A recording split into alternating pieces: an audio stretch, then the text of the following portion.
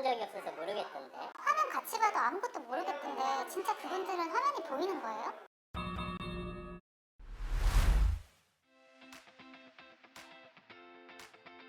우리는 병을 찾는 첫 번째 의사입니다.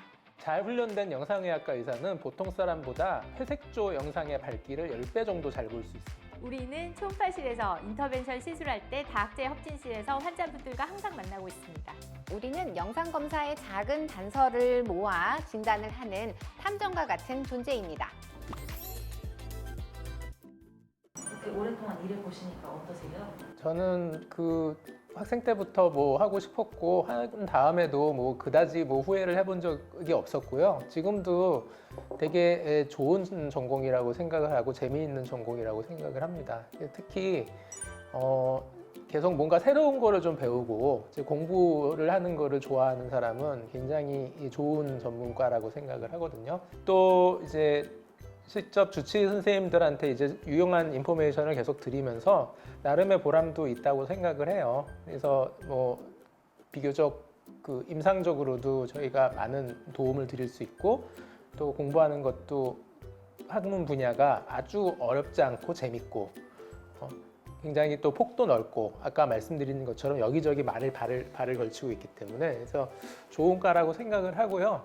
사실 미래는 뭐 아무도 예상을 하기는 어렵지만 그 영어로 소위 말하는 foreseeable future, 예측 가능한 미래에는 영상의학과는 계속 좋은 과이지 않을까 그렇게 생각을 합니다. 다른 과 선생님들이 판독이 좀 자기가 생각하는 거와 좀 다르다. 그럴 때 같이 얘기하고 그러면서 더 맞는 답을 찾아가는 그런 과정이 되게 재밌고 되게 기쁘고 그런 마음이 들어서 그런 학문적인 측면에서 영상학과는 굉장히 매력적인 과라고 생각을 하고 있는데 이제 주변 상황은 조금 어렵지 않나 그런 생각이 듭니다, 요즘. 2019년에 우리 그 KCR, 그러니까 학회 학술대회에서 그 영상학과 의사 최후의 날이라는 프로그램 한번 운영한 적이 있었어요. 그래서 이제 거기서는 이런 그 여러 가지 인력 풀의 상황과 그다음에 뭐 AI가 왔을 때 뭐 이런 거에 대해서 한번 얘기를 했는데 이제 둠스데이라고 그렇게 했었는데 뭐 그 생각은 이제 벌써 이제 2019년이면 이제 3년 전에도 이미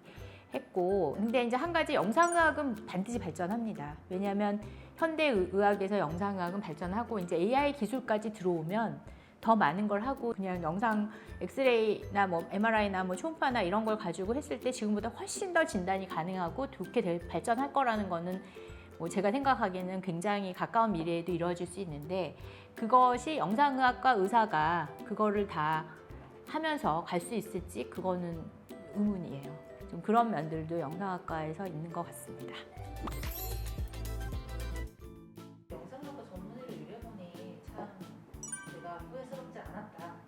이런 소감들을 공유 부탁드립니다. 저는 복부 CT에서 발견하기 어려운 사람들이 복부에서 설마 이런 것도 보나 하는 부분을 상당히 열심히 본다고 자부하는 사람인데 그게 두 가지 생각나는데요. 하나는 여자 유방이 조금 찍히는데 아래쪽이 거기서 뭐가 발견이 돼가지고 CT에서 굳이 또 언급을 해서 유방 초음파 받으세요 이렇게 이제 권고를 했는데 그게 유방암이 나와가지고 유방 교수님 연락하셔가지고 정말 잘했다고 칭찬해 주셨던 게 하나 있었고 작년에 코로나 한참 많을 때 응급실에서 찍은 환자분 CT였는데 흉부 교수님 판독하기 전에 제가 또 거기 밑에 찍힌 폐를 보고 이 사람은 코로나 환자인 것 같다고 연락을 해줘가지고 얼른 격리시키고 실제로 코로나 환자로 확진됐던 그런 일이 있었습니다.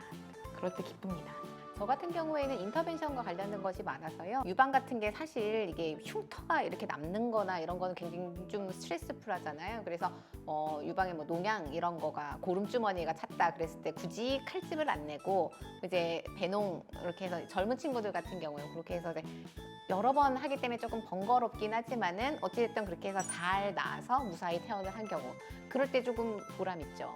외과 선생님 같은 경우에는 무조건 칼로 째고 이렇게 보는데 영상학과 선생님은 그래도 인터벤션으로 하니까 초음파 요도에 가 있으니까 점 하나 정도밖에는 상처가 안 남으니까. 저는 서울성모병원 있을 때 림프종 협진을 10년 동안 매주 수요일마다 2시간씩 다 같이 했는데 그때 사실은 그 판독하시는 이제 분야가 다 다른데도 불구하고 이제 환자분하고 직접 말을 나누다 보면 이렇게 판독할 때는 못 보더라도 환자의 증상을 듣고 몸은 찾을 수 있는 것들이 많아서 그런 것들 얘기할 때도 좋았는데 그때 이제 협진에서 참여를 하고 환자가 치료를 하고 결과가 굉장히 좋게 나왔을 때 더 어려운 환자였는데 그런 거에서 여러 가지로 중간중간에 이제 그 영상에서 많은 도움을 준 그런 게 직접 환자를 만나고 했을 때가 사실은 더 보람이 있었던 것 같아요. 그리고 뭐 다른 것들도 마찬가지로 이제 잘 예측하지 못했던 여러 가지 뭐를 종괴를 찾아가지고 그걸 알려줘서